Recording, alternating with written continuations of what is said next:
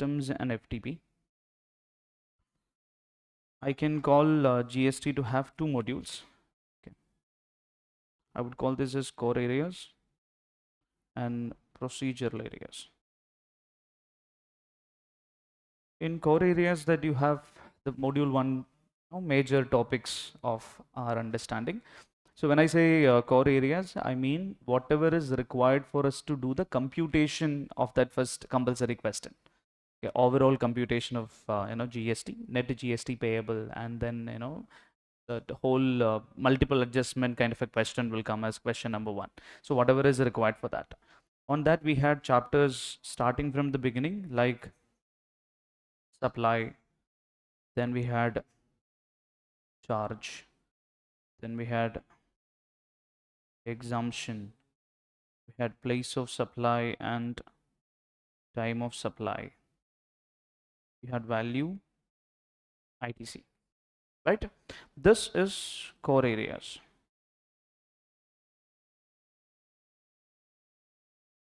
I can say that this could be roughly around 60% of what is going to be tested in GST in your examination. But if you count the page number, it might not be that big because it has a lot of procedural areas also. We also mixed a lot of procedure documents while we were doing these chapters.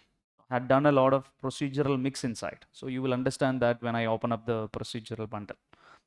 But I would also like to add a couple of more areas into core areas. Yeah, so I generally, because of this questions is being asked, I would like to call e-commerce operator chapter to be a core area of chapter. That's why I've covered that at the end, because it has, now the industry is so big, and you would at some point or the other, if you start your practice, one e-commerce client would come. That is how it has become. Okay, when I say e-commerce operator client, it could be somebody who's running a platform or somebody who's supplying through a platform, and most of them are supplying through the platform. So you should know this is the thought process of ICAI as well. That's why they separated that into a chapter. When we learn e-commerce operator, we are learning it together with TCS under section 52. This was the learning that we had. Then together with this, we have another area that I would like to add called import and export under GST, which also gives you, together with refund, together with export, you have an option called refund. Unutilized ITC. There are multiple refunds, but unutilized ITC refund is the most important part there. So if you look at this core areas, if I add these two, will become 75% of what core questions would come. In this, I've done the first core areas in full. We've gone through this. One thing I want you to tell me would be, what are I believe from my memory, which I don't have the time to go through the whole thing that I have done, that some circulars I would have told you guys that we will do later. Okay, because in my memory, first thing that comes about is that there has been a bunch of circular on corporate guarantee. And I believe that in our batches, I told you that I'll do it later or something like that, right? So there are few circulars likewise that I have kept pending. That is something that we will have to relook at, which I will discuss during this bundle of classes that we have. So we can have that conversation, and then let me pick a list of things, and then we will do that circular. Except that everything in terms of the provision we would have done on that area. And we could always go ahead and then do any number of questions in that. That is going to be a huge bundle again to go ahead. E-commerce operator and TCS is the last discussion that we had. Import and export and refund is something we have not done. This is what I'm believing, right? Yeah. So in the core areas, when I say core area, I'm always looking at computational, number-based computing, formulas and stuff like that. That is there in import and export and refund. That's another question that can be a little confusing for you, because not every internship will give you exposure to refund. So you might not have done refund computation. That is something that there's so much of complication, because government is also very careful, because government is giving money back to you, right? So they want to think that where are the possibilities where I can restrict them from asking for refund. So they'll always think in that way. So there are multiple amendments that came in, which make the whole refund a little confusing now. Then if you look at the procedural bundle, okay, Procedural bundle also we can split it into two.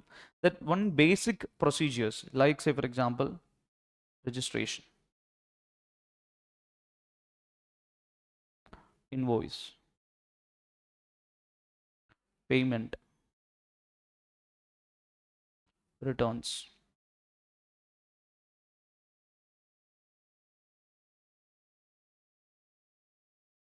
EV bill,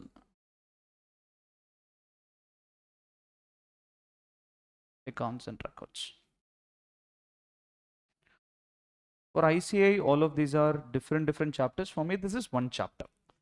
Yeah, all the procedures. Okay, this is something that we'll have to do together, right? Anybody who is going into GST will have to register, issue invoices, start making payment, file the returns, keep some accounts and records with them, and if they transfer goods, they need to issue an e-bill. So there are multiple procedures. For me, this area, except for registration is something a little more interesting to look at, and rest everything looks like a corporate law because it's one-liner sections say that you do like this. This is a rule to substantiate. They found out that there is some kind of a tax evasion. They come up with another rule, some circulars, some clarifications, on documentary in nature. Even though you will learn mostly on the core areas in terms of your question, in terms of your practice, this is what you will end up doing. A lot of our practice and procedural, like if you go into litigation and stuff like that, will come here. Then apart from this, you have another set of procedure, which is core practice areas. Like say for example, you need to understand in terms of your litigation segment. Okay.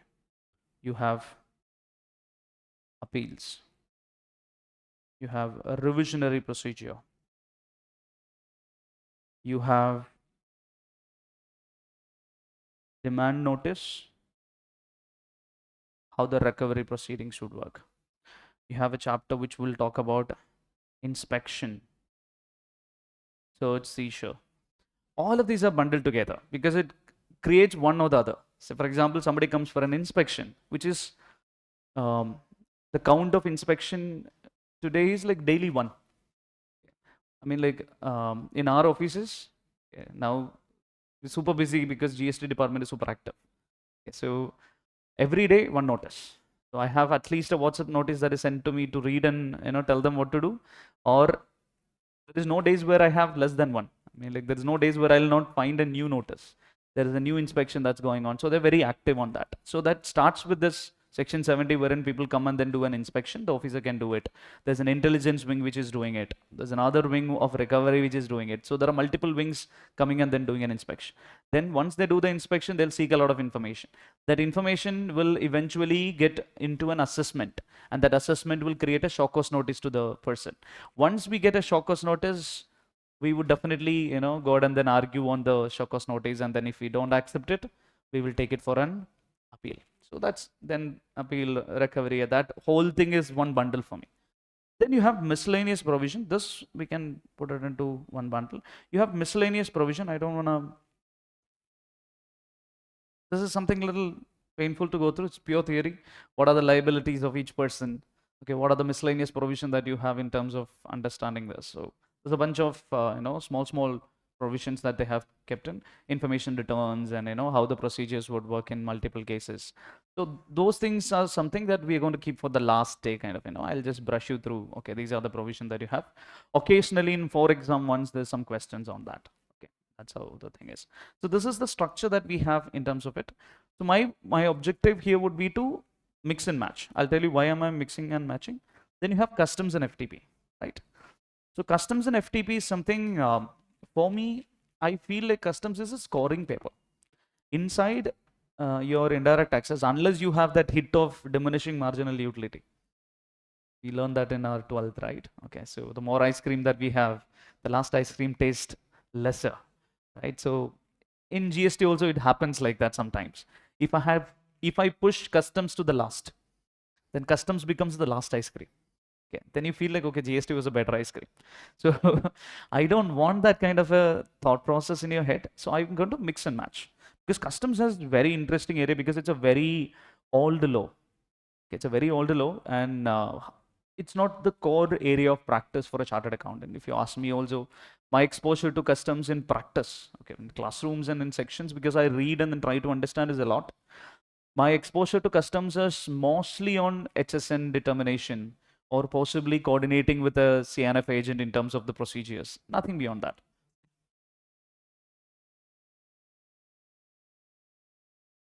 This is the full screen. Yeah, okay. This is what you're saying. Okay.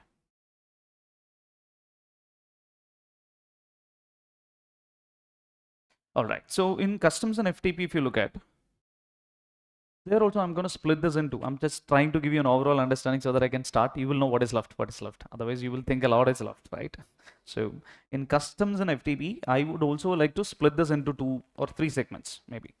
Like in GST, I have said core areas. Here also you have core areas. Wherein when somebody is doing and most of your customs can be split it into, customs is 80% import and 20% export, because government want to mostly do export. They don't want to put a lot of procedures. They said, okay, freely do export. Okay, but don't export the things that I need here. Okay, don't export things which are prohibited. Okay, so there are very few provisions that they have kept across on, and they also said, like, don't fool me with an export, right? So you import and export something that is smaller and then try to claim some benefits. That's also something I want to restrict. So if you keep that aside, exports are mostly free. Exports are promoted, given you incentive instead of regulating it. But import is not like that. I wanted to be very sure how much of the import I want to allow into India. So there has been a lot of provisions on that. So core areas would be like, first, anyway, any taxes that you learn. Unfortunately, customs is something that we don't learn in your intermediate level. So if you're sitting in the classes for final for the first time, then customs will be new. It's a fresh law. So you learn it like you're learning GST in your inter level. But like, okay, what is customs? What's the thought process of customs? So the levy chapter will become a little more important than whatever we had in GST. We could go a little faster. Then there are some, most of our learning in customs. When we learn customs, we will always go and then compare it with GST. I myself will, by mistake, use the word GST for customs in most of my classes. Okay, so in the past also it used to happen, and people used to correct me. Said customs, not GST. So it will happen like that for all of us because we have to compare. That's the easiest method of learning. You have levy, and unlike GST, you have multiple taxes here. So you have a chapter which is purely talking about what are the types of duty that you have. And there are 2 separate acts also. We will learn Customs Act 1962 and Customs Tariff Act 1975. Both of them would be the 2 acts that we're going to learn. Only fragmented provisions are there. We don't have, like it's in intermediate, we don't learn everything in GST. We learn only few hand-picked sections. Likewise, they have given. They said, like, when a chartered accountant is into practice, a lot of areas of practice is in GST, but whenever there is a GST that they are doing, there will be some kind of customs also being attracted to it, because there will be everyone doing some kind of an import and some kind of an export. So I want to ensure that they have some basic understanding about how the customs generally works. So after types of duty, we will move to a chapter called valuation. So this is an 8 chapter small area of discussion. Like in my notes, it's 100 pages put together. And these 3 chapters, if you learn, it will become your core areas. So only these 3. Very simple learning. And if you learn this, like 10 marks is guaranteed. That's a good, that's why I said it's scoring. Unless you have that, diminishing marginal utility, you have so many questions also available because it's not new. It's there from long back. So there are so many questions that's being repeated. And inside valuation itself, there are few areas. One more area is there. Apart from valuation, there's something called as procedures. Unlike the GST, wherein procedure is the second area, in customs, procedure become core areas. Because unless you understand the customs procedure, you will not understand other chapters. So I might even go to procedure first. My first would be to show you an animation wherein like somebody is coming in and then, we'll do some kind of a discussion like that. And then we will go and then have an idea discussion on valuation, types of duty and levy. Then you have some additional areas like classification. There is a chapter called warehousing. These are theory chapters. There's a chapter called refunds. These are 3 more chapters which are like pure theory, like like I said, miscellaneous provision. No, that's simple. Okay, so it takes 2 hours to knock off the entire chapter. All these 3 chapters put together would take 5 hours to finish off. And you have this thing called foreign trade policy that we will have to discuss. Okay. Foreign trade policy is like a climax. Whatever you have learned in customs plus whatever you have learned in GST is what there in foreign trade policy. There's nothing new. There are some 4 schemes that you have to learn, but it's a conscious call for the examination. If you see, it's just one question, and I personally believe, see, if you start reading the ICAI material and knowledge, 100 page, just one question, so many procedures. So you'll have to be very careful. If you have time and efforts to put in, like, I'm talking about if some of you are planning to write it in September, right? This is something that you have to look at only from a question perspective. Okay, there are 4 schemes that I have to understand. If there's a question comes, this is how I'll write, only that much. But if you're looking at a Jan or a May exam, as such, you have the time and effort to go through the same thing. So I'm going to push FTP for the last, because I don't want to spend a lot of time, because it's just a consolidation of everything. Whatever I've taught you in import and export here, whatever I'm going to talk to you about import and export in customs, it's a policy which does not have any legal standing. Legal standing comes from GST and customs itself. So it's just a consolidation of everything. So I'm going to push it for the last, too procedural for that matter. So look at the questions, and that's the approach that we're going to keep for it. Okay. So this is it. That is our overall bundle of GST and customs that is left for us. Okay. So what I'm going to do is that I'm going to do a bit of procedural chapter. Then I will do import and export, refund. Then once I do import and export, refund, we are very well ripe for starting customs. So I will jump into customs core areas. So we'll do procedure also. I'll not do chapters like accounts and records initially. I'll just keep it there. Registration is a good area to discuss. A lot of understanding, a lot of memory will come back suddenly with registration. Okay, I learned this, it'll come back. Okay, so that's how generally it works. Once I give you a lot of memory back, maybe invoice we can do, payment we can do, which are very simple chapters. Then do some questions and then come back to import and export, refund, then go back to the core areas of customs. Once we finish core areas of customs, then we will go to GST and then do the litigation part. Then come back to miscellaneous and things like that on the fragment. That's our plan. Okay. So let's get started. So first will be to give you a lot of recap. Because if you look at registration for that matter, I've already covered registration in initial chapter. Okay, so you might have it in your books itself in the initial chapters. So it will be more like a recap, but now we have to be a little more point to point in terms of our understanding.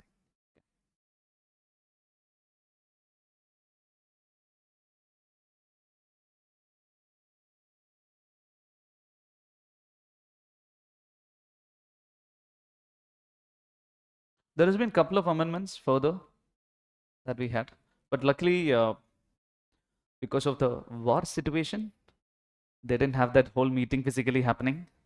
So a lot of areas of what could have happened in, I'm talking about people who are writing it in Jan. So they could have had a lot more amendments in this period because of the meeting they were planning, and because of the conflict that we were going through, they decided to make it an online meeting, and it's been crisp. So we didn't have a lot of further changes except some procedural changes here and there. So we're good to go with Jan onwards exam as well.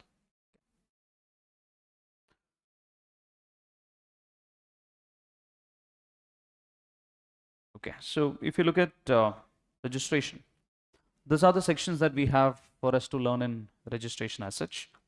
In this, if you look at, I have taught you this bundle. We had a not very detailed, but occasional discussion on these 3 plus 1. Section 22, we had discussed about, it's a threshold limit based registration. Okay, so we had state wise threshold limit that was there, and then we looked at some questions at that time. 23 was talking about person not liable for registration. 24 was talking about compulsory registration. That we had initial chart wherein we said who will have section 22 applicable, who will have section 24 applicable. If you look at section 25 of CGST Act, the section 25 of CGST Act was talking about procedures and certain areas like 25 subsection 4 and subsection 5, which was talking about something called as a distinct person. We had in supply chapter, we said supply between distinct person is a supply even without consideration, schedule 1, item.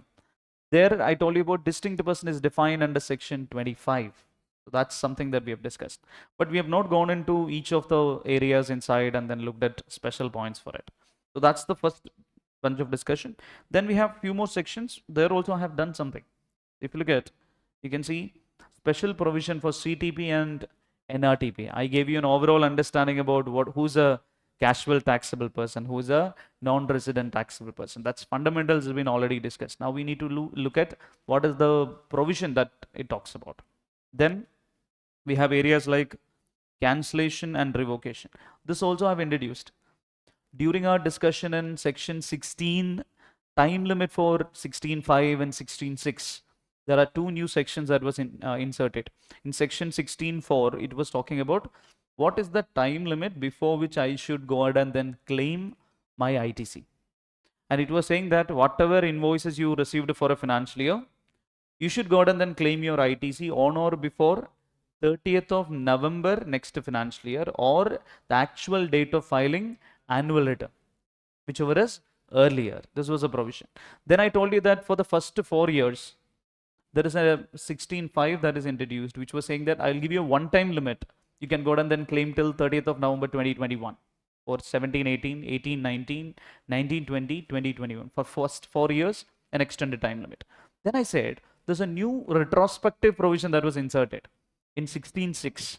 I said it's super important for us to look at. And 16.6 was talking about, it was saying if you're somebody who had a registration and officer came and then cancelled your registration. Okay, we call this cancellation as suo motu cancellation by proper officer. Then I told about like there were two type of cancellation. One is a voluntary cancellation. I myself apply to get cancelled, or the officer cancels. All those discussions were in section 29. What we touched upon, what was this kind of cancellation. Then after cancellation, you have an option to apply for revocation. Okay, you apply for revocation, ask them to give your registration back, which was discussed in section 13.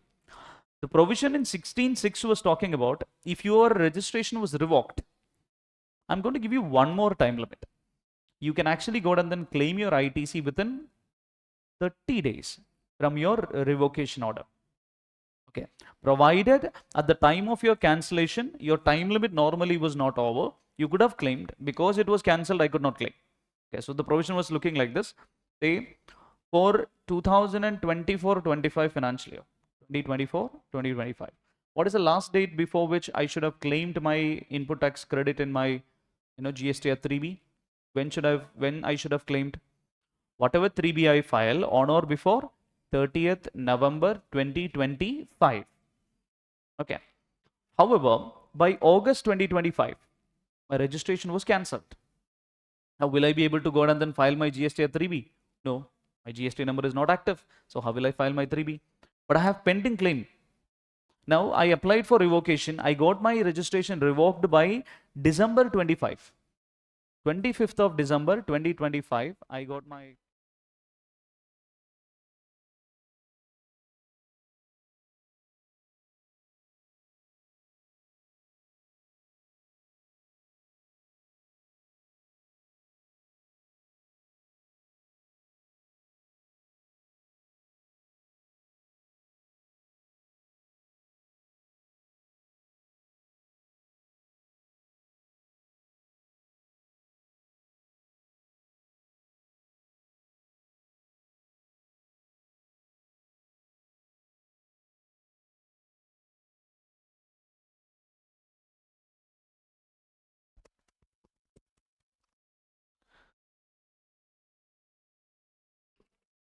So I was saying that what if I got my GST number back only by December? Then my time limit is already over. Then they said, I'll give you one more time limit. So from 25th of December, you calculate another 30 days. Whatever return that you file at that time, you can go ahead and then claim for whatever pending ITC to be claimed in 2024-2025. This was the provision that we had. Here we were talking about revocation. Okay. So this revocation, which are the cases, what is the time limit, what are the conditions to be satisfied, all that procedures we're going to learn in this particular chapter. So it's a chapter which will consolidate a lot of our discussion. And then we're going to reach in that, we're going to connect all the sections in that order. You look at, in our discussion in ITC last we had, the last sections we learned were 20 and 21. We learned about input service distributor, right? Now, if you look at, it is clubbing us.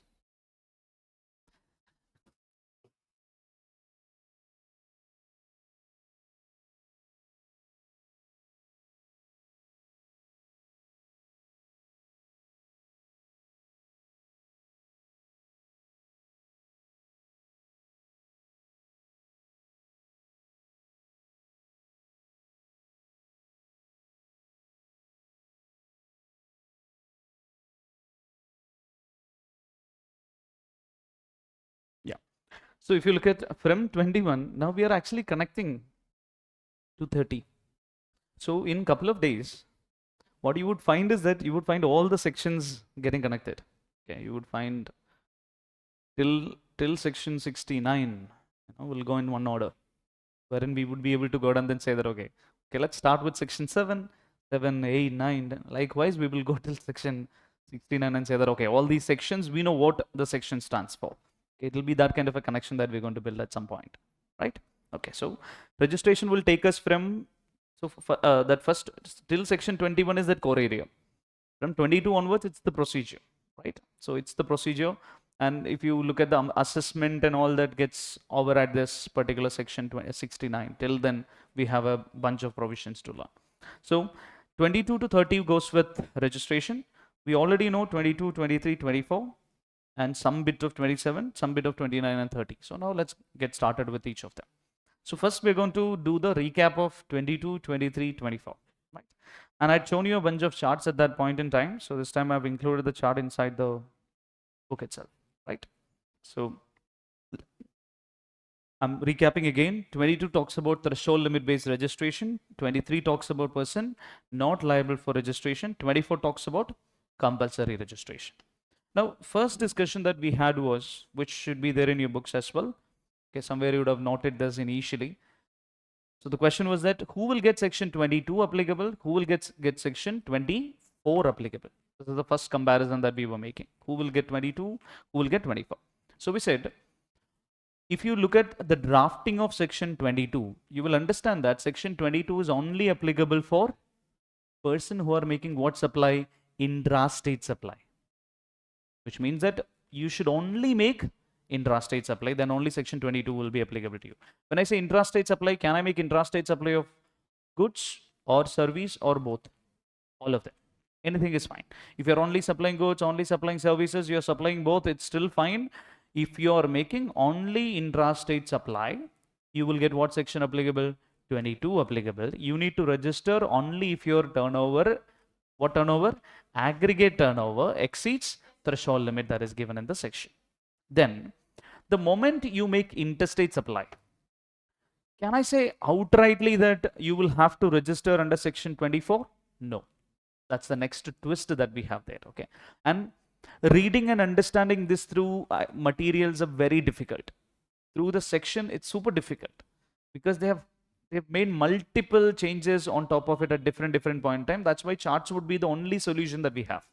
So I'm going to generalize a lot of content here. And I'm saying that if you make an interstate supply, it is not always compulsory registration. You have to ask further question. So how will they test you this in the examination? I'll tell you the category of question you have in registration chapter. First type of category is checking whether a person is liable to register or not. What information they will give in the question for us to check this? They'll give you two type of information.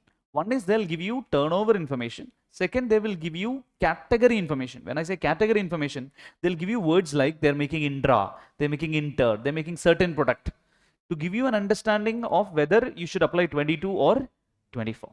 So based on this two combination, okay, the text, the English that is given plus the numbers that is given, you have to decide between these two charts first. So suppose I'm somebody who is making intrastate supply, also making interstate supply. Say I'm located in Hyderabad. I'm making supply all over Telangana state. I also make one supply to Delhi. Will I be immediately going and tell him that, okay, you have to now go take compulsory registration? No. First question I should ask is something that I've highlighted in yellow there, which is, are you making an interstate supply which is taxable? Which also means, suppose I'm making intrastate supply of multiple product and I make interstate supply of a nil rated product. Suppose I'm making interstate supply of books. Books are nil rated, it is exempted. Now, on an interstate supply, do you have a liability? No, because you're making an interstate supply which is exempt. Do you require compulsory registration, or you'll still come back to section 22 and analyze turnover limit? You will analyze the turnover limit. That's the first thought process. Second, suppose you're making a taxable supply. Okay, suppose you're making interstate taxable. Can I immediately say you are liable for registration? Again, no. I'll have to ask further question. You should ask, what's your interstate supply category? Are you making an interstate supply of service only? Or are you making supply of goods and service, or goods only? If your category happen to be interstate taxable but only service, again, there is a notification. It's not part of the section. There is a notification which says that if somebody is making interstate supply of services, your interstate is only, your intra can be goods or service, doesn't matter. But your interstate happen to be only a service and it is taxable. If it's not taxable, I would go ahead and then say no problem at all. I don't bother. If it is taxable but it is only services, again there is a notification which says that you can actually apply the threshold limit. Now, when you apply threshold limit here, you have to be careful, because the threshold limit is not same for all supplier of goods and service. If you're somebody supplying service, your limit can be maximum only how much? 20 lakhs. If you're a supplier of goods, your limit will end up becoming what? In some cases, it will become 40 lakhs. But if you have a component of service, you can only take it as 20 lakhs. This is your understanding, right? Then, so we can say that if you're making interstate taxable supply of service also, what is applicable to you? Threshold limit is applicable. You need to register only if your aggregate turnover exceeds threshold limit. Now, what about goods? Can I say entire goods will come under compulsory registration? No. There is one category of goods which is handicraft goods, notified handicraft goods. There is an ICAI examination question they drafted, and they said they are making interstate supply of goods. They've given all the turnover. They said they're making interstate supply of goods. They did not use the word handicraft. Instead, they use the word, this particular goods are 70% labor intensive, 30% machines are being used. What is the meaning of that? It is handicraft. There was another question wherein they swapped this ratio. They said 70% is machine, but 30% is made by hand. Becomes what? It cannot be handicraft. So the majority of your usage should be in terms of your manual labor work, then only I can call it as a handicraft product. You cannot use 70% machine and then just to pack you use hands. You cannot say that it will become handicraft. So there might be some kind of a twist that they might include it like that. With me? Okay. Then if it is handicraft, they also said handicraft would include even a casual taxable person supplying handicraft product. Okay. It could even be, it might not be a permanent, supply that you might be making. You could be somebody who's doing, you could be somebody who's a casual taxable person. Why casual taxable person they've given us? Casual taxable person in another section you will understand requires compulsory registration. If I go to another state and do, what is casual taxable person? Somebody in India who's already having a registration in one state goes to another state and then do what business? Occasional business. But this fellow is doing a handicraft product, occasional business. He might not require what registration? Compulsory registration. So there are some small notification that we can actually make use of it, right? So because of this reason, handicraft product, if you make interstate supply, will also be no registration or threshold limit based registration. Threshold limit based registration. Again, we should not keep it in our mind. Okay, handicraft product, interstate, no register. No. If they make an interstate and it becomes more than the threshold limit, then automatically what happens? Registration is required. Right? Now, threshold limit is also slightly tricky there. Okay, so that's why I said like there are multiple integrate points that you'll have to analyze. Then, what will be having compulsory registration then? Now we'll have to reread our compulsory registration provision when it comes to interstate as this. So if I have to make one sentence and say that this fellow in goods will have compulsory registration, what is that wording should be? A person making interstate taxable supply of goods other than handicraft goods will have compulsory registration irrespective of their aggregate turnover. This will be the one sentence that we'll have to make. With me? Now, so I've written that also here. As per section 24, a person making interstate supply of taxable goods other than handicraft will have to obtain compulsory registration.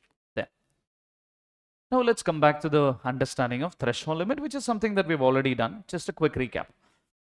For the purpose of threshold limit, we categorize the states into three categories, right? So we call them as general category, special category, medium, special category, small.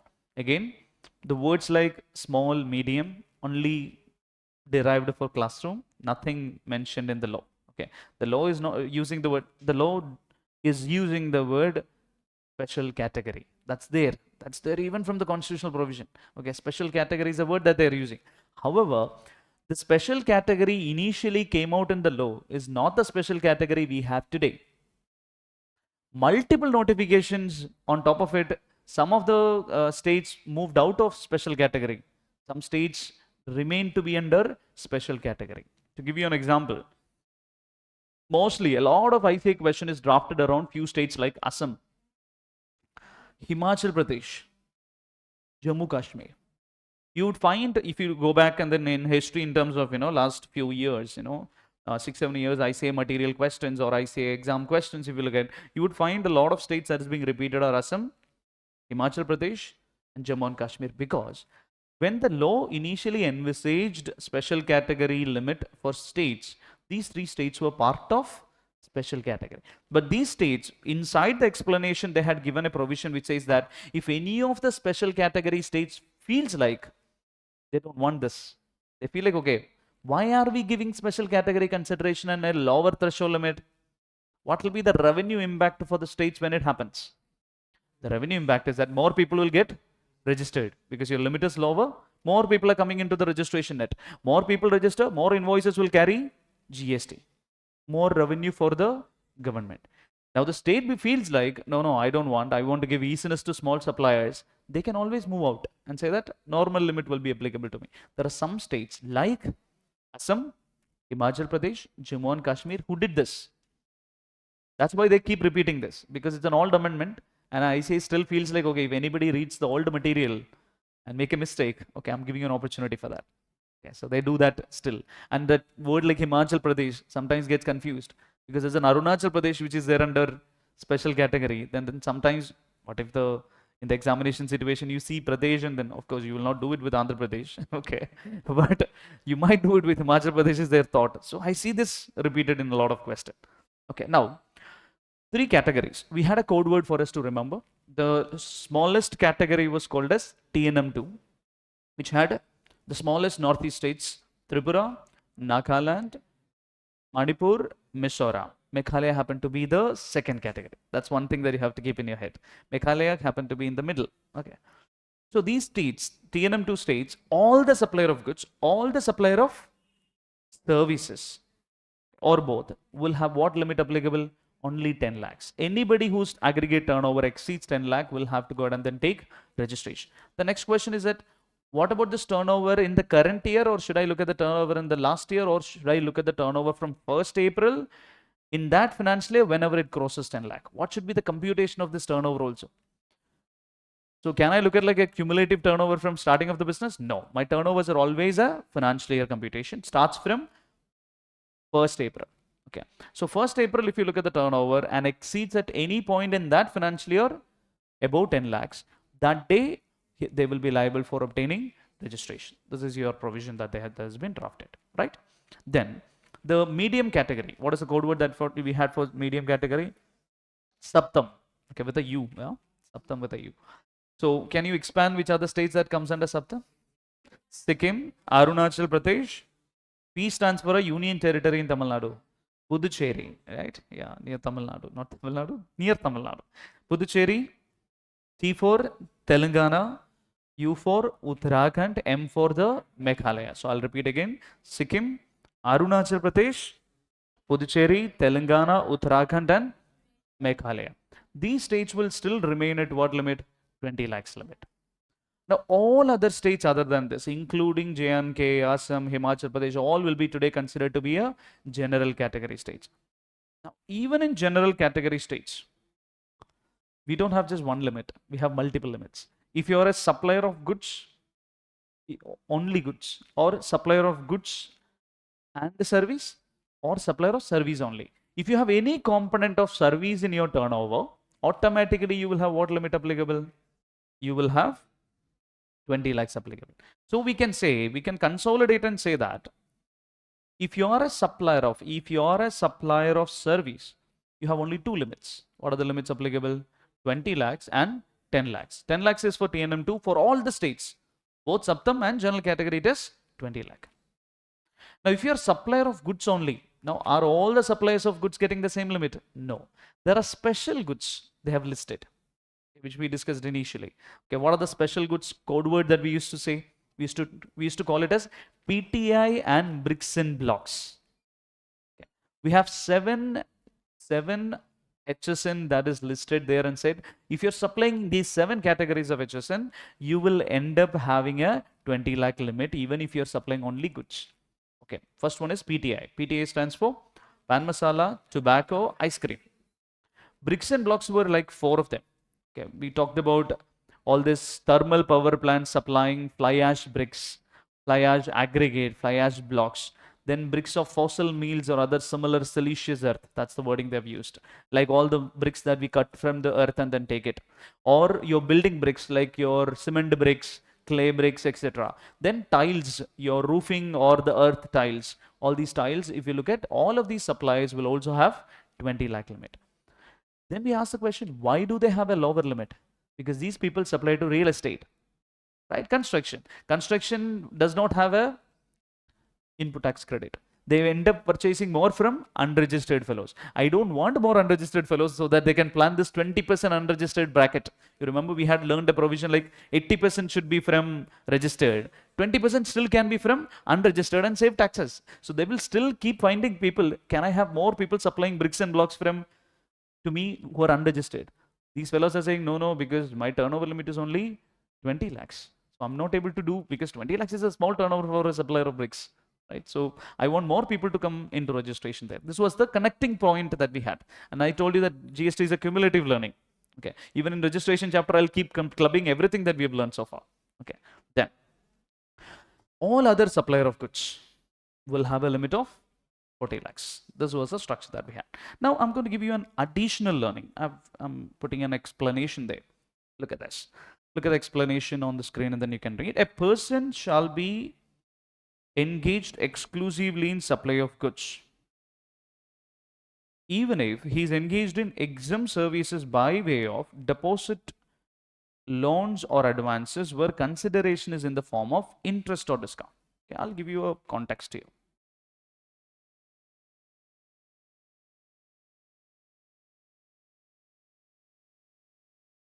Put you through an example.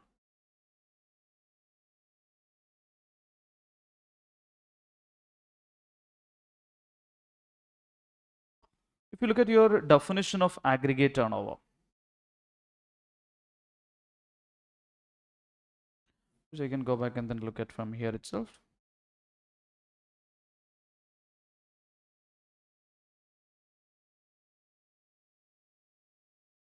What's the definition of aggregate turnover? Again, we learned this in composition levy scheme segment.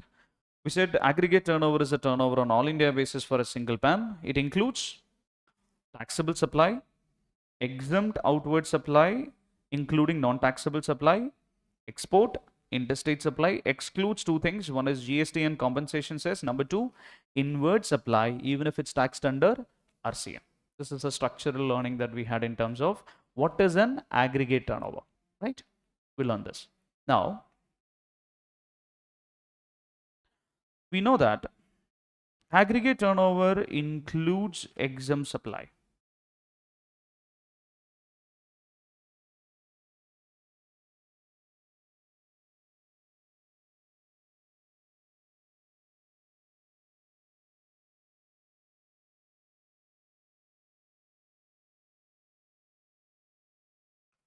Aggregate turnover includes exempt supply. So normally, say if I'm a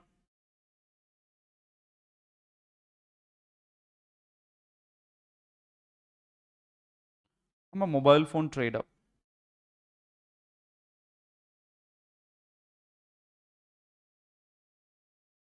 with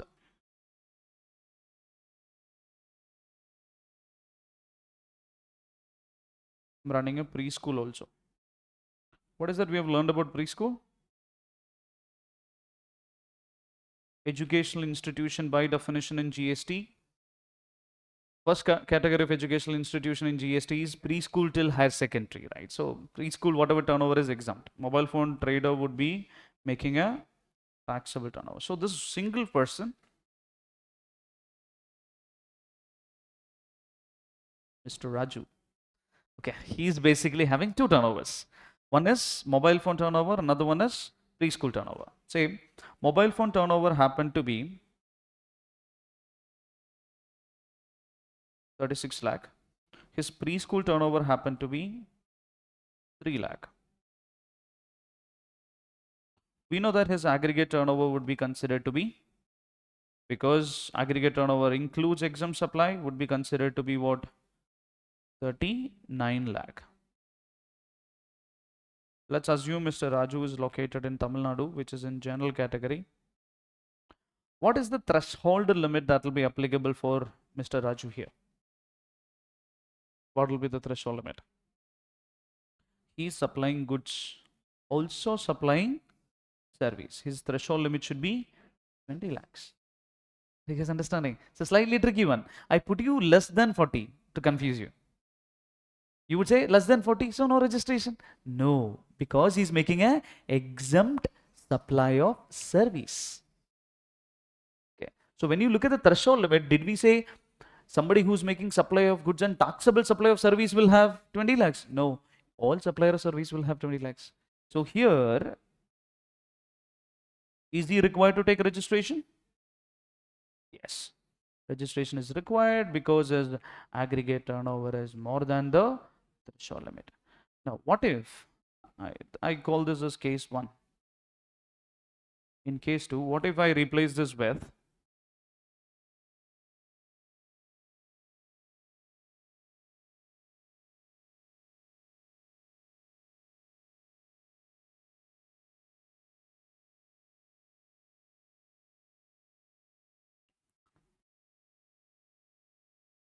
suppose he is supplying mobile phone trader, he is making a taxable supply instead of preschool.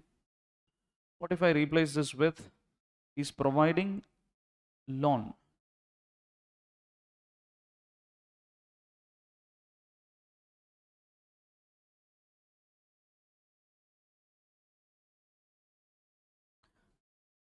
He gives, suppose he gives hand loan to fellow traders, and then what kind of income he'll generate? He will generate an interest income. Okay. Suppose he gets some securities like a gold and then gives.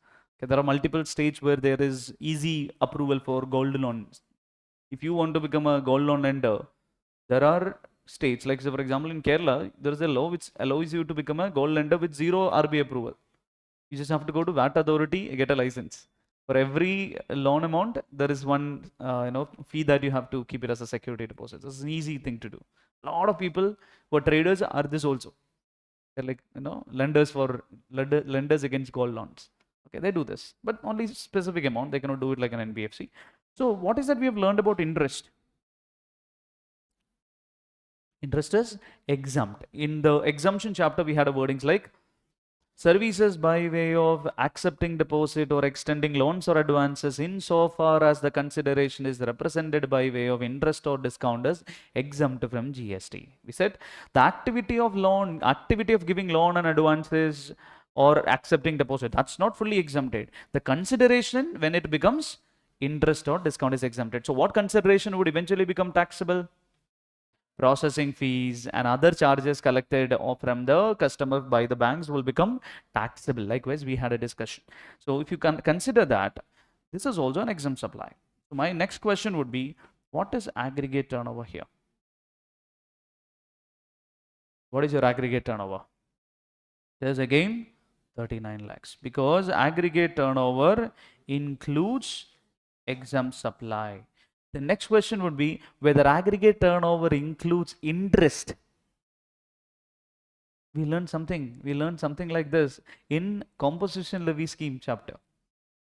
Again clubbing it.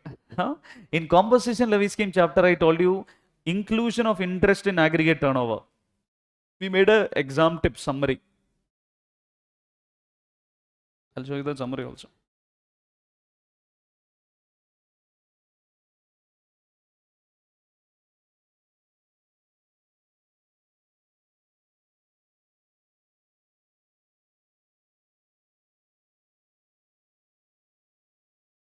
Look at the summary on the screen. This is what something you would have copied at that time in your notes. Interest on deposit loans or advances.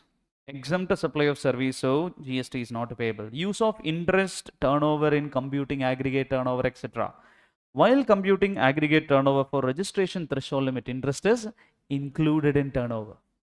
For any computation for composition levy scheme, interest is not included. Now, our computation happened to be what now? Our computation happened to be registration. Now, I have written that note also there. Whatever I'm going to discuss, I've written that at that point in time there itself. But let's go ahead and then look at our notes now.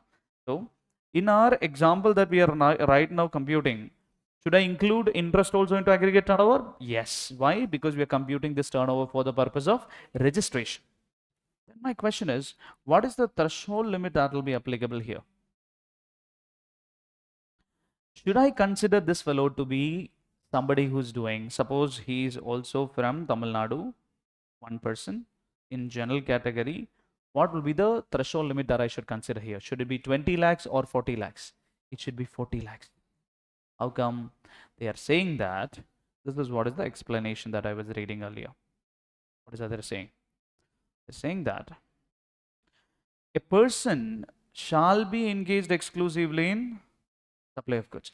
A person will be considered to be engaged only in supply of goods if the only service that they have is what? Accepting deposits, giving loans, where the consideration is in the form of interest or discount. So we can consolidate and say that if your only service happen to be interest income, then you're treated as if you don't have a service at all. So what limit will be applicable to you? Why they would have thought about this? It's a convenience provision. Look at it. If you look at a sole proprietor, suppose there's a sole proprietor who's a trader, who's a service guy, or who's somebody who's supplying manufacturing goods, sole proprietor. The sole proprietor, after making enough savings, what is the first thing they will go and then do? Put this in the bank account. What is it the bank is going to give them? Interest. So whatever savings he has might be kept it in the bank. Second, you learned something about a sweep in, sweep out account. It's very common these days. All the current account now has an option that if you have a lot of balance in the current account, as a finance management rule, what is the problem with current account? Keep a lot of fund in current account. What's the problem there? Current account carry zero interest. Now all the banks, because they want to attract more people opening current account, what they have decided to do is they will also allow people to sweep this into an FD. What happens eventually? And a trader who's running his business, either sole proprietor or otherwise, might keep certain amount in their fixed deposit in the books of accounts of the trader itself. It's an interest income. It becomes service. What will become his turnover limit then? It will become 20 lakhs. So that means that most of the traders will have some interest or the other coming in. Whatever savings they have, their PAN only will be listed there. Now, if you literally read GST provision, which says that in your PAN number, all your turnover should be added into the aggregate turnover. There is understanding. Now your threshold limit becomes 20 lakhs. Then people are asking, what is the use of having 40 lakhs? I will have 10 rupee, 20 rupee, 1000 rupee coming in from interest income. That is not even part of my business. That's not my core activity. Give me 40 lakhs limit. No problem. If your only service income happen to be interest, I will ignore that. For what purpose? For aggregate turnover or threshold limit? threshold limit. Okay, so which also takes me into another example. So should I register or no need to register? No need of registration, because their threshold limit here happened to be 40 lakhs. Suppose in this, the same example,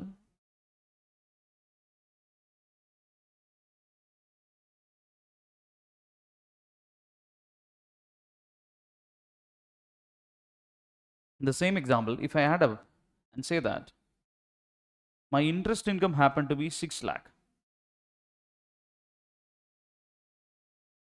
you tell me both of the answers. What is aggregate turnover? It becomes 42 lakhs. What's the threshold limit? 40 lakhs. Is it required to register? Yes. Are you guys understanding? So aggregate turnover exceeds the threshold limit. Should I ignore interest in aggregate turnover? No. I should still add it in aggregate turnover. Only benefit I get if my service income is only interest is what? My limit goes from 20 lakhs to 40 lakhs. I should consider as if I don't have a service turnover. My limit would be only goods limit. That's only difference that we have. Understanding? Okay. So what the problem is that no, when you learn composition levy scheme and you ignore interest in composition levy scheme, you don't even add it to aggregate turnover. That's where I compared both of them. So what happens eventually is that the moment you say interest, you will end up thinking, oh, I'll ignore this in aggregate turnover. No, add it up and take 40 lakhs as the limit. So if you add interest and then the aggregate turnover goes above 40, you will end up taking registration. This is an additional learning that we have.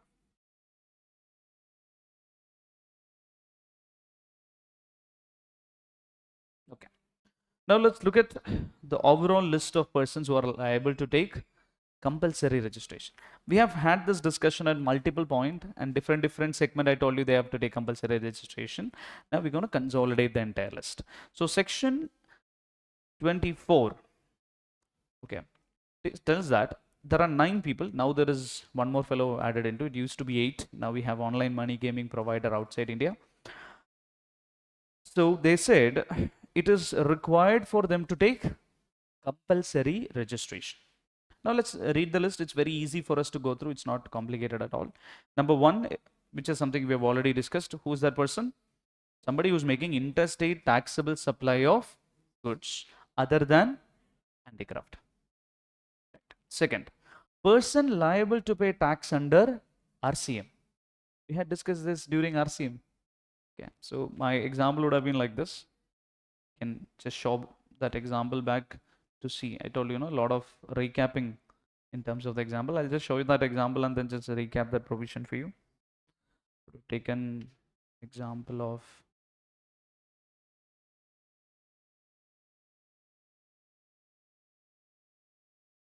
this was the example we discussed.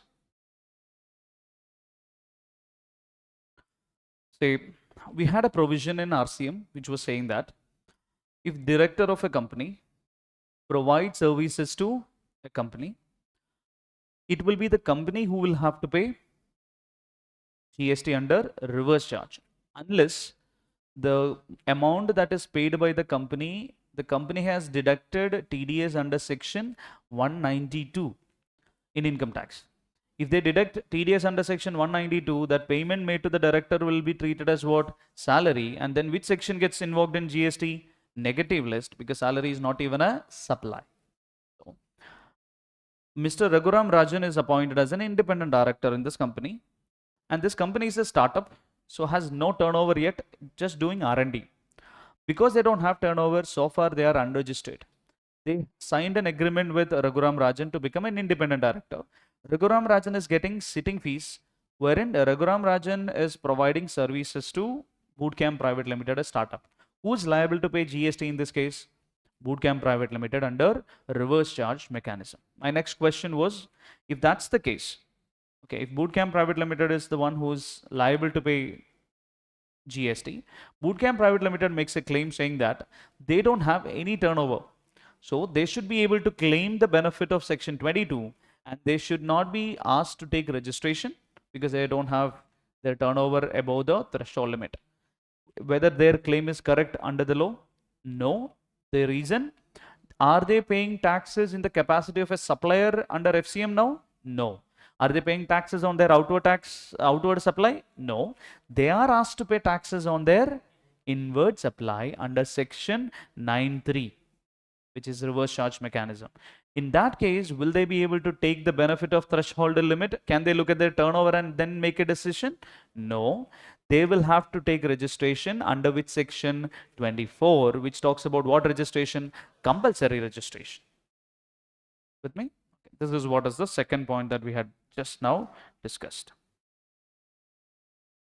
It says that person liable to pay tax under RCM will have to take compulsory registration and then pay tax in the capacity of a recipient. But once they register, are these RCM registration a normal registration or a special registration? If you look at TDS, TCS, okay, OIDAR, okay, online money gaming outside India, these people are all taking different registration in a special form. Is the registration under RCM a special registration? No, it's normal registration. The moment you are registered to pay tax under RCM, even if you make next day onwards, you're registered. You took registration for the reason that you had to pay something under RCM. The next day onwards, if you make outward supply, will you be a taxable person and then liable to pay? Yes, this is another learning that we had at that time. Then, casual taxable person and non-resident taxable person also cannot look at what? Threshold limit. They will have to take compulsory. If you come into the definition of casual taxable person and NRTP, your registration becomes compulsory. Now let's look at what is the thought process of this. Here is where we are talking about one type of casual taxable person will get the benefit of threshold limit. Who's that person? Casual taxable person supplying handicraft goods. It's an exception to the section 24. Like we have seen, in interstate we have handicraft person getting an exemption. Likewise, in casual taxable person category also they get an exemption. Now let's quickly recap CTP and RTP in terms of our question answer. This is how we used to recap at that time also. I'll ask you questions. You should answer first for CTP, another for NRTP. Okay. So I'll ask you first a bunch of questions for CTP. Casual taxable person, is he a resident? Yes. Is he having registration somewhere in India? Yes. Is he going to a new state for permanent business or occasional business? Occasional business.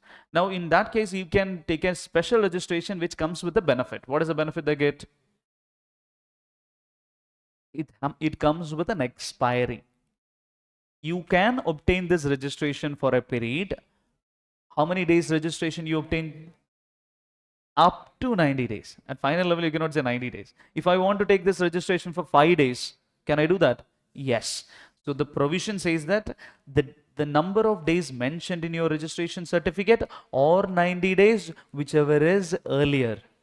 This is how they have drafted the provision, which also says what? If I want to take it for 10 days, can I do it? Yes. What happens after 10 days? It gets expired. Now, after 10 days, I realized I want to extend it for another 10 days. Can I do that? Yes. The extension is also allowed for a period up to another 90 days. So somebody try to do this at maximum. Can initially get it for 90, can extend it for another 90, max 180 days. Understanding? Okay, this is the structure that we have. Then that person will not be allowed to go ahead and look at their turnover and then decide. They'll have compulsory registration. Now, who's an NRTP? I'll ask the same set of questions. Now, again, another question for CTP. Is casual taxable person having the normal registration form? Yes. Why? They will have a PAN number in India because they are a resident here doing business somewhere. Normal thing. What return will they file? Casual taxable person, normal return. GSTR 1 and GSTR 3B. Normal return. Will they be able to take full input tax credit? Yes. No additional provision as such. However, look at NRTP. Same question. Is he a resident? Word itself says non-resident. He's not a resident. So is he having business somewhere in India? No. But is he planning to do business somewhere in India? Yes. Is that business permanent business or occasional business? Occasional business. Then he can take a registration called as NRTP. Feature is the same. You will obtain this registration up to 90 days. Extension can also be obtained up to another 90 days. Next question would be, is he having a PAN number? No, might not. Because of this reason, he can actually take a representative, use his PAN, and then apply the registration through a separate form. They will have a separate form there because it's a representative form. Then what return would they file? Will they file a normal return GSTR1 3B? No, they have another return called as GSTR5 that needs to be submitted. We'll discuss this in special provision. Then, because this fellow in an RTP, will he be having full credit that he can take? Can he take full credit? No, I taught you this also. Blocked credit. In 17.5, I told you that if you're an NRTP, when you import goods, you would have paid customs duty and IGST. Are you allowed to take credit of that? Yes. However, if you purchase locally, can an NRTP take the credit? No. We also discussed the reason why they're not allowing is that they said, hey, you're an NRTP. You're supposed to bring from outside India and then sell here. Okay, if you're somebody who's purchasing from India and selling here, you would have taken a PAN number here and then taken normal registration. So to discourage them from locally obtaining product, what is that they have put as a provision? If you locally purchase, you can't take any ITC. That's only for NRTP. Casual tax person is normal, no additional provision. Understanding? Can an NRTP look at their registration based on the threshold limit? No, it is compulsory registration. That's the only provision we had. I'm just recapping everything so that when I put more provision, you'll have something coming up. Then look at the e-commerce operator part. We had discussed this already. Okay. Now, what kind of e-commerce operator requires registration? Which will be right from your previous notes. The last chart we have discussed was that.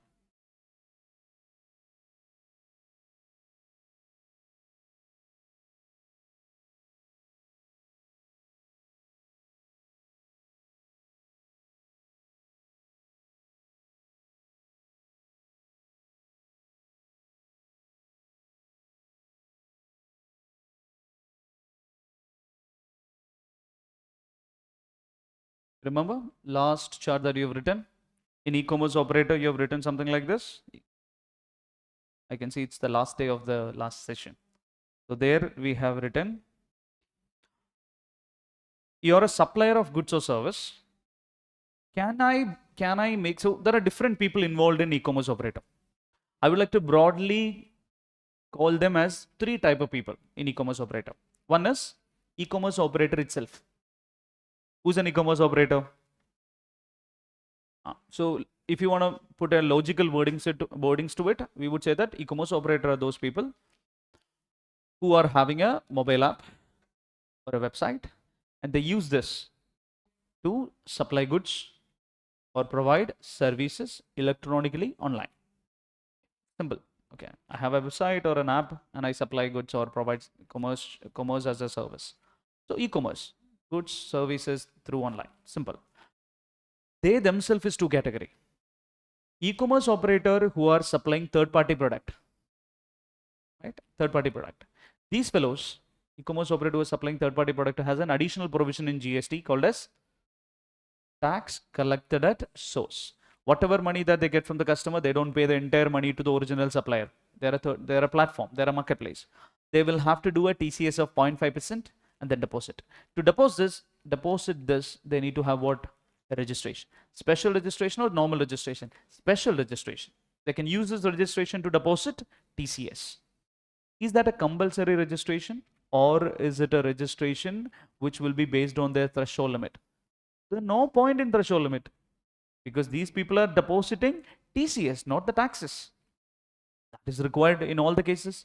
So they said all the e-commerce operator, say for example, e-commerce operator like Max Online, e-commerce operator like Louis Philippe Shop Online, e-commerce operator like Snitch Online, do they have to go ahead and then comply this TCS provision? No. Why?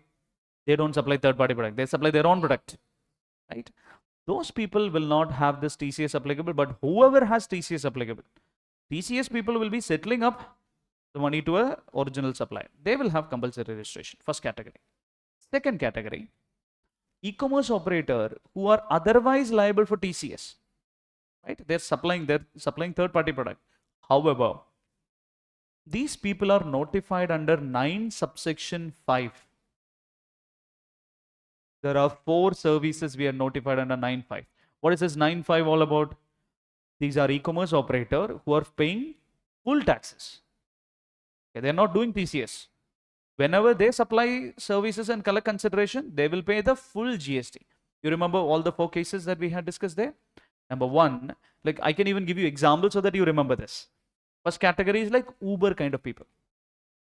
Okay, which means they're providing transportation of passengers in radio taxi, motor cab, maxi cab, motorcycle, omnibuses, but omnibuses other than the ones which are owned by a company. There was an amendment there. If they are supplying this, they will end up paying the entire taxes. If you book an Uber and you pay to the Uber consideration, the Uber will pay entire taxes, not the taxi owners. There is no TCS provision, full taxes.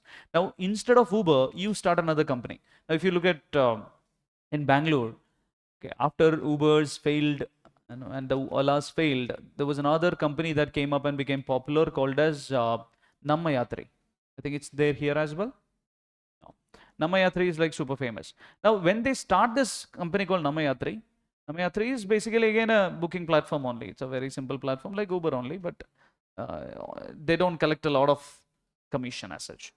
If I'm starting Nammayatri and I decide that I will have the same mode of operation like Uber, wherein I will collect the consideration, I will settle up the taxi owners. Will I be liable to pay entire GST? Yes.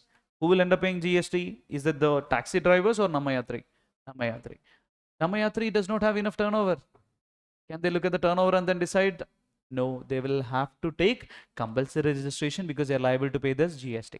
Then look at the second. There are 4 categories. Second category we talked about like Make My Trip, which is used for booking accommodation. But there you will end up paying entire taxes under 9.5 only when the original supplier, the hotel or the homestay, is unregistered. We had a conditional provision there. In that cases also they will have to take compulsory registration. Third cases were what?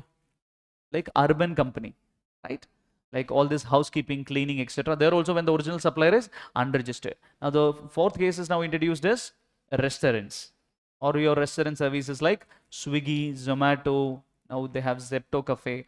So all these people will have to take compulsory registration because they'll end up paying the entire GST. This was the provision that we had, right? So 2 category I told about. First, e-commerce operator liable for registration is e-commerce operator who are liable for TCS, special registration. E-commerce operator liable for 9.5, special registration or normal registration? Normal registration, because they're not depositing TCS, they're depositing the entire tax. Are you guys understanding this? Okay. Now the third category. So e-commerce operator compulsory registration is over. Now the third category is, what about people who are supplying through this? I'm a trader. I registered in Amazon. Okay. I'm a trader. I'm registered in Meesho. I'm a trader. I'm registered in Myntra. Should I take compulsory registration? It used to be. It used to be compulsory registration. That's what we have clarified now. There is a additional provision that we have. Now, for the purpose of understanding whether I need registration, if I supply through e-commerce operator, will come under the understanding of this provision.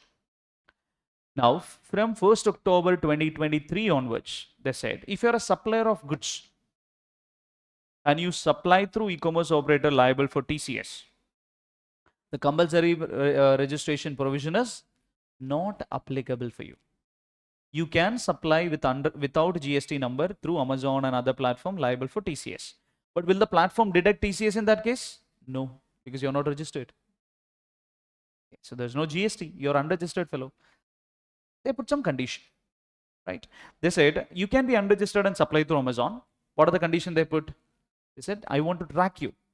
To track, you're supposed to obtain not GST number, something called as an enrollment number. That's one condition they said.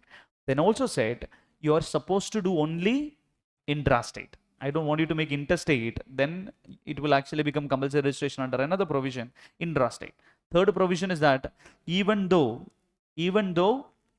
you're actually not having GST number, your turnover should be reported by the e-commerce operator in their GST rate. They will upload. So government has a track What if this fellow does not have GST number and he supplied through Amazon 2 crore? Government has no idea, means how will I catch you? So they said, go ahead and then report everything because I want to track.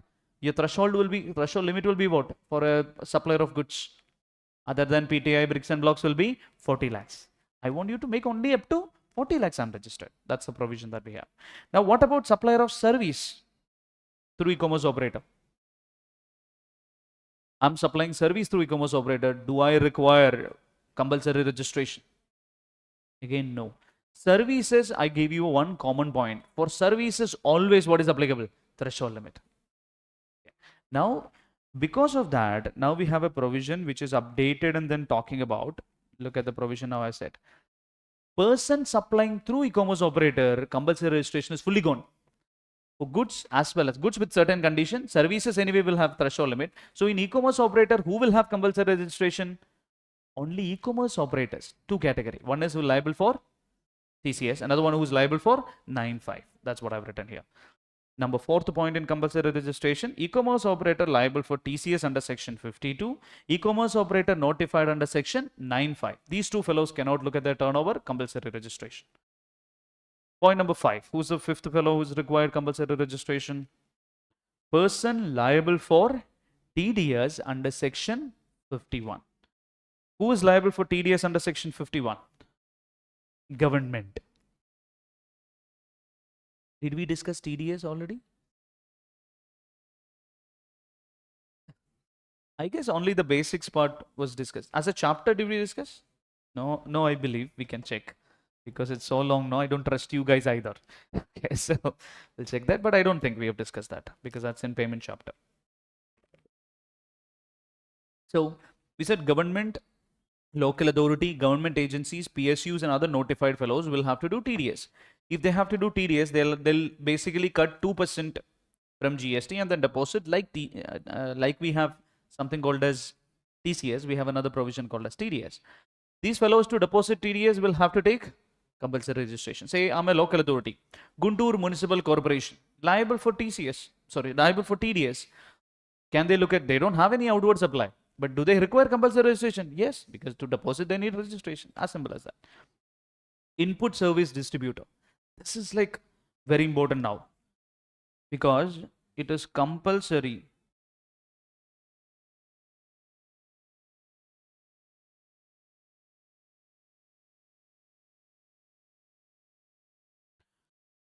Input service distributor provision. They already have compulsory registration irrespective of the turnover limit. Now everybody who's an input service distributor will have to take registration and then do the ISD transfer from 1st of April 2025. Made it mandatory. Okay. We have discussed input service distributor provision already. I know I gave you a revised definition and everything. I told you that now input service distributor will even have a provision. Whatever they have paid under RCM will also needs to be distributed. There's a provision that they have changed in terms of the definition. Now, what is this compulsory thing that I'm talking about?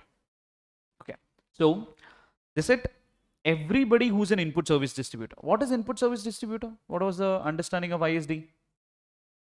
ISD is generally considered as a head office who will receive invoices, which basically belongs to other registration. Basically belongs to, we can call it as distinct person. Why am I calling it as distinct person?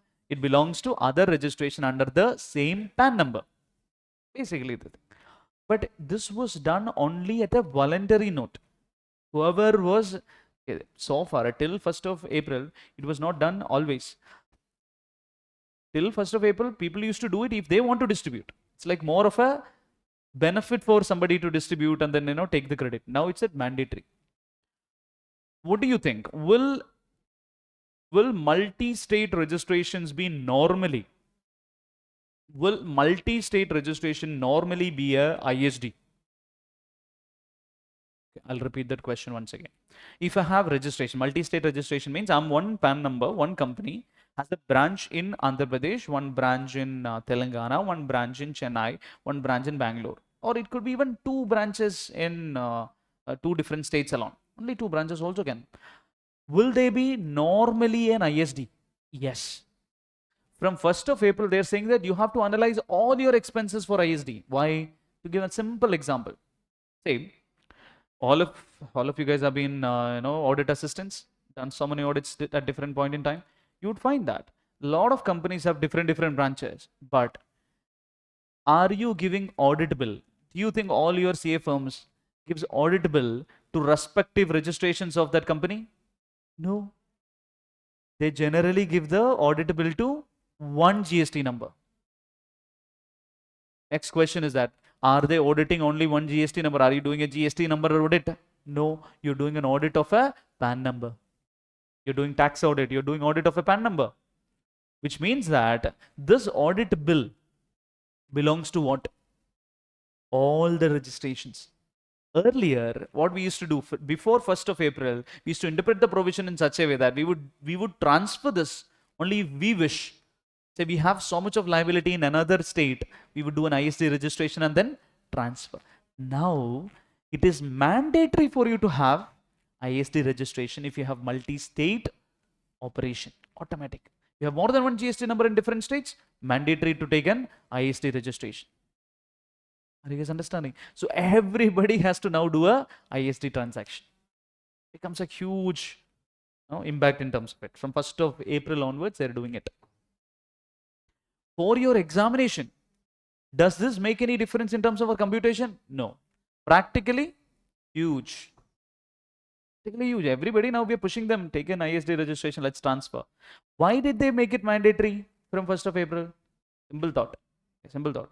It's unfair to a particular state. Think about it. I have one branch in Guntur, one branch in Hyderabad. Guntur happened to be in my head, not practically. In my head, Guntur happened to be my head office. Where the corporate fellows will be sitting, no? All the bills are coming into Guntur. There is a supplier from Delhi, supplier in Kochi, supplier in Bangalore. Everybody is giving bill to Guntur. Now their income gets parked in. They have two branches, one in Hyderabad, one in Telangana state, another one in Guntur. What eventually will happen? Which will have more net cash payable? Hyderabad. Because every bill is coming into Guntur. So Andhra Pradesh GST computation, every state you will have to do net GST computation. No, Andhra Pradesh GST computation, auto tax liability happen to be similar amount. Let's assume both of them are similar. 1 crore auto tax liability. All the bills are getting parked in. All the goods are getting parked in. All your credits are there in Guntur, Andhra Pradesh. Your net cash payment in Guntur, Andhra Pradesh happen to be much lesser. Are you guys understanding? Okay, eventually it happens to be much lesser and they're paying less cash here, right? Then your whatever auto tax liability that you had in Telangana, they are paying much more cash here. Now it was earlier your choice. Okay, I want to reduce it, so I will transfer. They said no. Now you have to mandatorily transfer because I want to have an equitable cash distribution of taxes every state. Because some of your credit actually belongs to Telangana because you have taken common services. What could be common services? All your audit bills are common services. Consultancy bills are common services. Marketing bills are common services. Okay. So most of these common bills now needs to be distributed. To do that, you have to take what registration? IST registration. That will be the thing. And again, your IST registration is a special registration. Don't look at your threshold limit and then decide on it. Then, point number 7, if you look at, what is it? An agent. A para 3 agent will have to take what? Compulsory registration. Okay, so again, there are some clarifications on that, what kind of para 3 agent, and we will discuss that separately, a clarification. Then, look at the 8th and 9th point on compulsory registration. An OIDAR outside India providing services to unregistered recipient. 9th point, online money gaming provider outside India. Okay. Let's try to make a simpler chart for 8 and 9.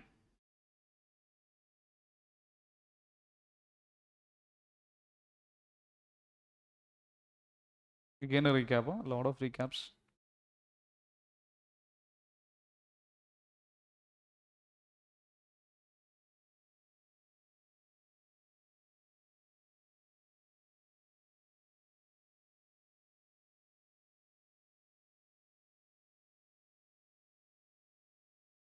There are two set of people that we are talking about. One is OIDAR service provider. What is an OIDAR service? What is an OIDAR service? Online Information Database Access Retrieval. This is the full form of OIDAR. Online Information Database Access Retrieval. We discussed this in the first session. Right? OIDAR. Okay, long back. Yeah. Months of gap between OIDAR discussion. But our logic was very similar. I would have given you some examples of at the time of for OIDAR. Who are these OIDAR fellows? Like your OTT platform, ebooks, softwares. I gave you a classic example at that point in time, talk about ChatGPT. ChatGPT Plus is an OIDAR because it is automated, okay, cannot be done, cannot be performed without the use of IT. And these OIDAR services can be from India, can be from outside India. What kind of OIDAR services will have compulsory provision is what we are trying to look at here, right? If you're an OIDAR service provider from outside India, your classic example would be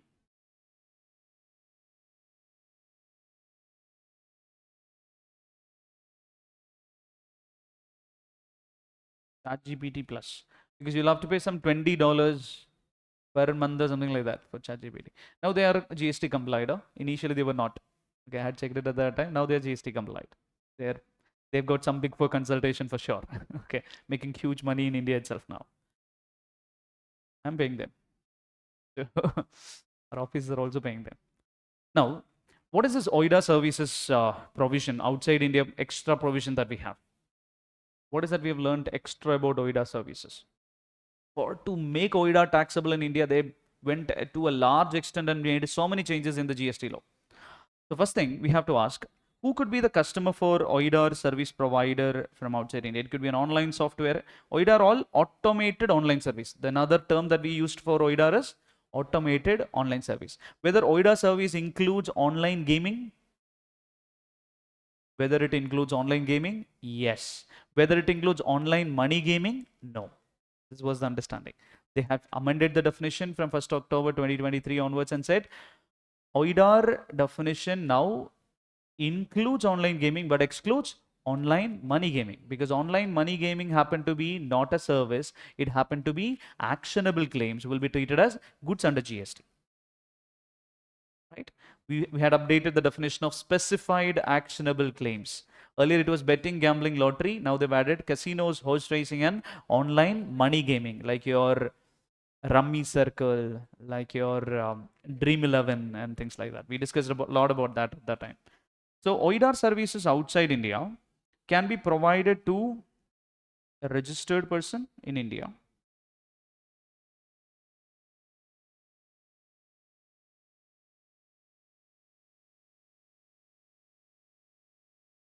or it could be provided to an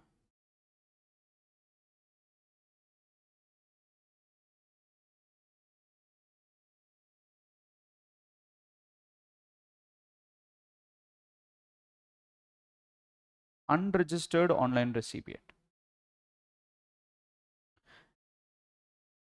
What if you are subscribing ChatGPT and you happen to be a registered person, which means you have a GST number? How will ChatGPT identify whether you're a registered person or not? When you go on subscription, you click on subscribe, then they'll ask you GST number. If you put the GST number there, ChatGPT says that you're a registered person. What is that ChatGPT does in the next screen in terms of GST? Will they add GST or not add GST? Not add GST. Why? Because you're a registered person, you will come under 5 subsection 3. You will come under 5 subsection 3, read with notification 10/2017, which talks about reverse charge mechanism. Supplier is in non-taxable territory, recipient is in taxable territory. It is the recipient who has to pay tax under RCM. So this will be taxed under RCM by recipient. Next question. In this case, Is the OIDAR service provider outside India required to take compulsory registration? No. Because if I'm only making supply, I made it mandatory that you can subscribe my software only if you have GST number in India. Should the government of India force this supplier outside India to register? No, because I have nothing to do with him. There is no way that I'm going to collect GST from him because all my GST is paid by whom? The recipients. So should I ask him to take registration? No.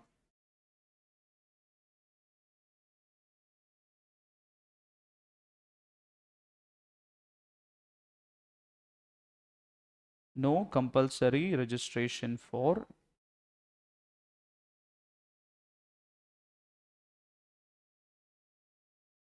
OIDAR outside India. I'm trying to elaborate on a small wording difference that they have from online money gaming and OIDAR. Now, what if the recipient happened to be an unregistered online recipient? What will be the impact of that? Would it be taxable? Under what charge? It is taxable under FCM by OIDAR outside India. In that cases, that OIDAR needs to do what? Compulsory registration.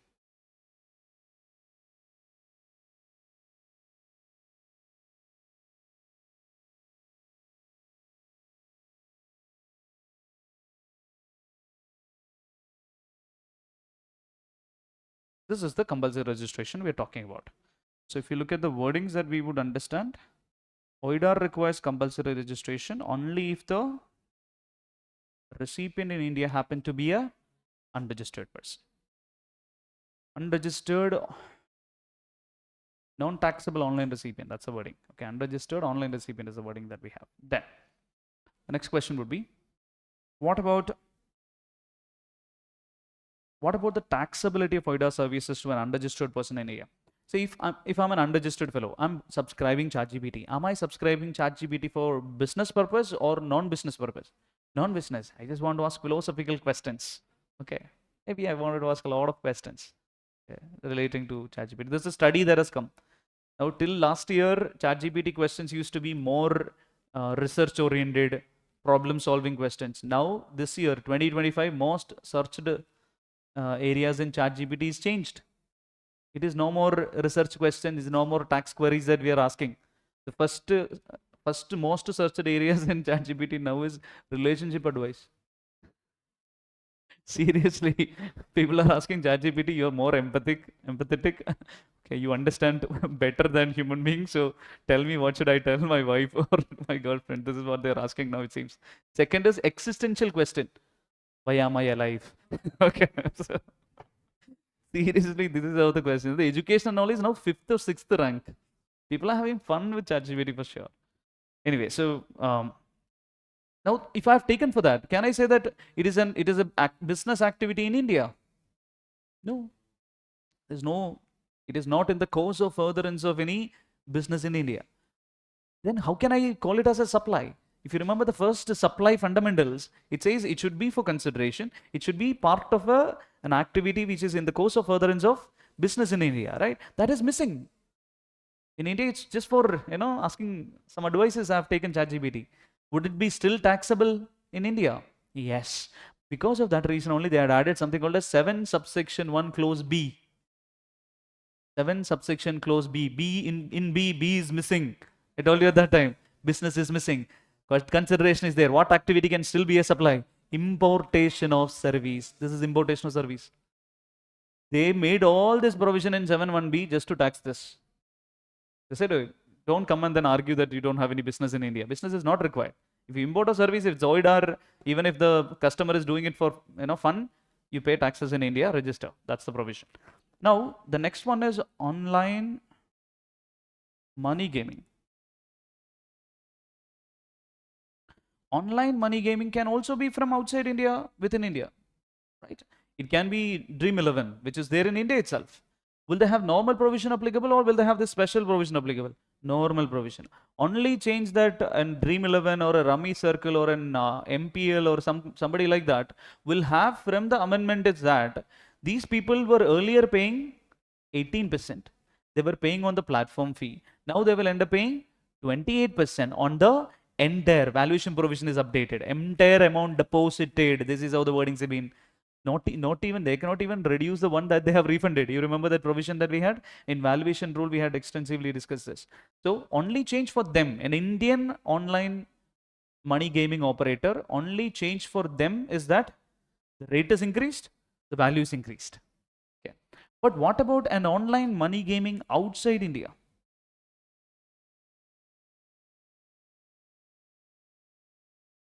Is it taxable? Because it's online money gaming, you can actually go bet it in any platform. Any platform. Like say for example, there are so many platforms in England, in UK. If people, there are so many people who watches English Premier League and footballs and all that here. There are platforms like BetX wherein you can sit here, start betting between Manchester United versus Arsenal. There is a match going on. You can actually participate in this betting gaming here. Would that be taxable in India is the question. They said yes. Now the important part is that they did not put a provision. They said it's taxable. Who has to pay taxes? Who has to pay taxes here? Who has to pay taxes here? It is taxable by the supplier. It is taxable by the supplier. Normally, it is not like that. So much of complication in that provision. You know, when I can discuss this a little more elaborate when it comes to customs. Normally, it's the first fundamental hit. First fundamental hit for us is that the moment it is, the moment the service happened to be an actionable game, online money gaming, in our head, it will still remain a service forever. Logically, commonsensical, online money gaming will remain as a service in our head. It's like, see, ChatGPT is giving you a software, BetX is also giving you a software, you're going online and doing something. But in GST, it is actionable claim. Actionable claim is defined as goods. So when from outside India, one fellow is giving you online money gaming, what is that you are doing? If you participate in online betting from Guntur in your mobile phone, ideally you should be called as an importer of goods, isn't it? You're getting goods because it is defined as goods. If you're importing goods, which law should be applicable? Customs duty. But customs duty contradicts. Customs duty says that customs duty, first of all, does not define actionable claims as goods. Customs duty differs because customs duty says that customs duty is applicable for export of goods from India or import of goods into India. There is no into India that's happening. There is no crossing of customs barrier. Is your online money gaming coming through the ship and then joining here? No, right? So it will not fit there. So what they have done, they specifically amended the provisions of IGST under import. Now you analyze import. Import has two components. What are the components of import that you have? When you do import, two taxes applicable. One is customs duty, another one is IGST. So they said, I understand actionable claims is a tricky scenario. Actionable claims cannot go fit into the definition of import of goods. So what I'll do, I will remove the customs duty part. In import, even when you import, customs duty and IGST is payable. So I removed customs duty. Then what is still payable? IGST. Now the next problem is that when you import, IGST is paid to whom? Customs authorities. It is not paid to GST fellows. They made another change there. They said in online money gaming, your IGST will be paid to GST authorities. You guys understanding? Then there is another question that we've asked, is it payable under RCM or FCM? They said it is payable under FCM only. What about the recipient happen to be a registered, unregistered? Doesn't matter. Why there is no RCM for when the recipient happen to be a registered person? Why there is no RCM? Because RCM talks about service. What is that we are talking about in RCM? When the supplier is located in non-taxable territory, providing service to a recipient located in taxable territory would be under RCM. Can I fit in this online money gaming there? No, because online money gaming happen to be goods, no RCM. So if you collectively read the provision, we should analyze that if it is online money gaming and recipient happen to be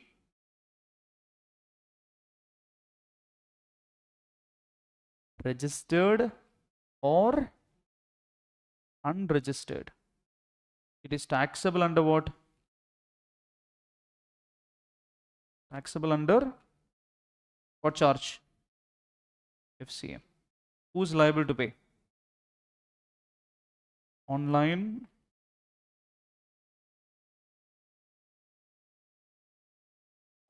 money gaming service provider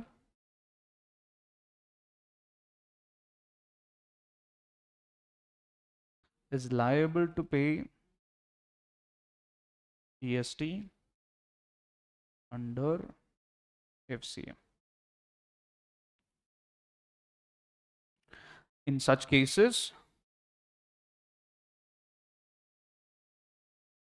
such supplier, can the online money gaming fellow outside India say that, okay, my turnover has not, exceeded the limit, so I will not register?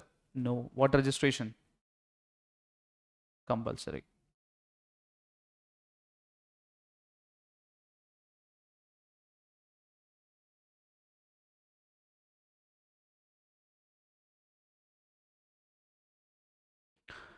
So registration is like a tail for all the provision that we have.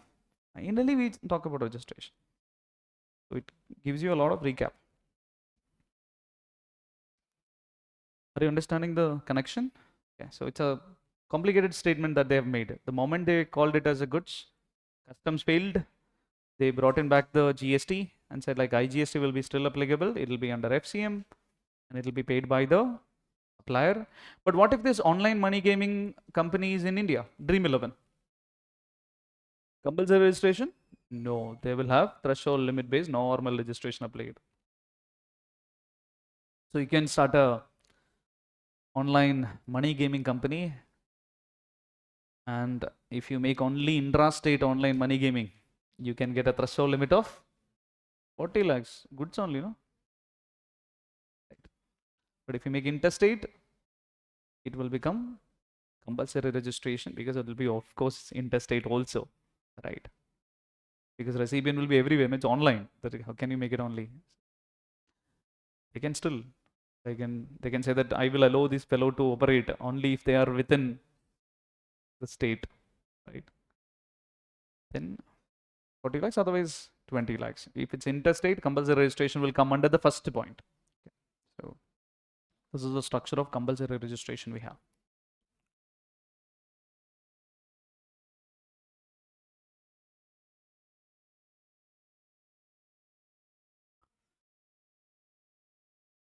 You guys need a break? Small break. You can. You can take a break because I'm done with compulsory. Now I have computation questions also.